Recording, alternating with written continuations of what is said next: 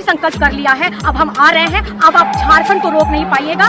रोके पारबे ना, एकदम झारखंड को रोक नहीं पाइएगा।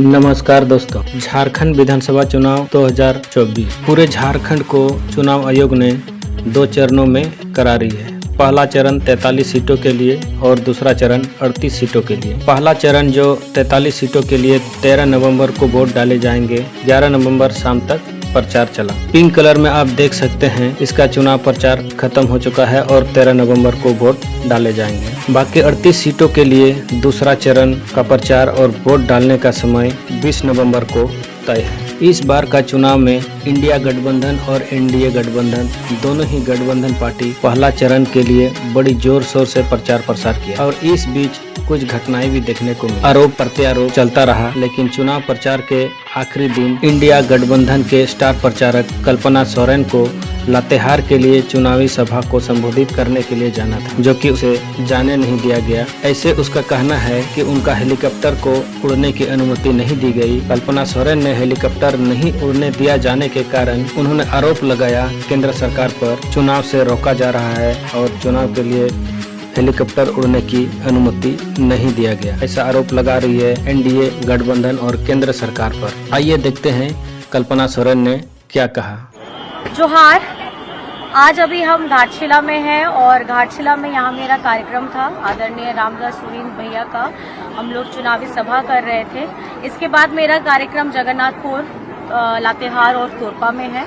लेकिन अगर आप देखिए कि इस चुनाव के माहौल में भी केंद्र सरकार अपनी किस तरीके से कुनीतियां चालू रखी हुई हैं और हम लोगों को परमिशन नहीं दिया जा रहा है कि हम जगन्नाथपुर में जाकर के, लातेहार में जाकर के और हम अपना तोरपा में जाकर के अपनी चुनावी सभा को संबोधित कर पाएं।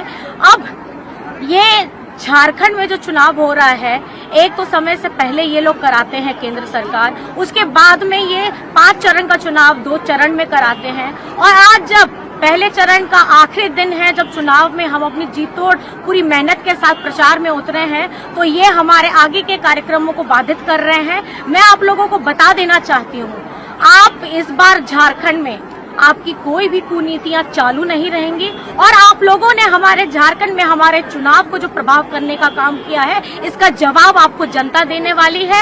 अब झारखंड को कोई नहीं रोक सकता। महागठबंधन की सरकार को यहाँ झारखंड में आने से कोई नहीं रोक सकता। आप लोगों ने अपना जितना भी प्रपंच किया था, चाहे हेमंत सोरेन जी को जेल में डालने का काम किया था, चाहे हमारी इस चुनावी सभा को आप लोगों ने परमिशन ना दे करके रोकने का काम किया है। मैं आपको बताना चाहती हूँ कि अब झारखंड का जनता अब पूरा आशीर्वाद महागठबंधन सरकार को देने वाली है और आपकी कुनीतियों को खत्म करने का हम लोगों ने अब दृढ़ संकल्प कर लिया है। अब हम आ रहे हैं। अब आप झारखंड को रोक नहीं पाइएगा।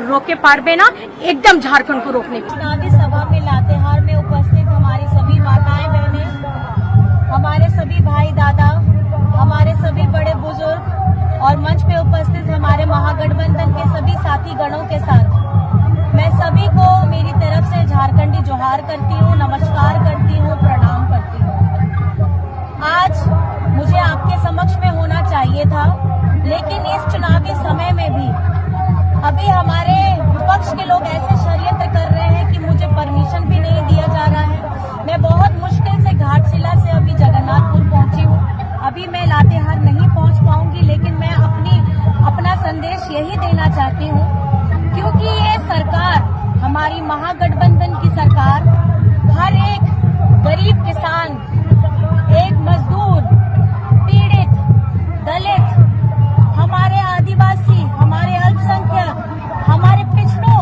हमारे उन लोगों का सरकार है जिनका दमन बहुत पहले से भी किया जा रहा है और आज भी झारखंड बनने के 24 वर्ष पूरे हो रहे हैं और उस वक्त में भी इस चुनावी समर में जब झारखंड में चुनाव समय से पहले भी कराया जाता है और उसके साथ 5 चरण का चुनाव 2 चरण में कराया जाता है और आज एक जिम्मेदारी जो हमें मिली थी स्टार प्रचारक के रूप में आप लोगों के समक्ष अपनी बातों को बताने के लिए,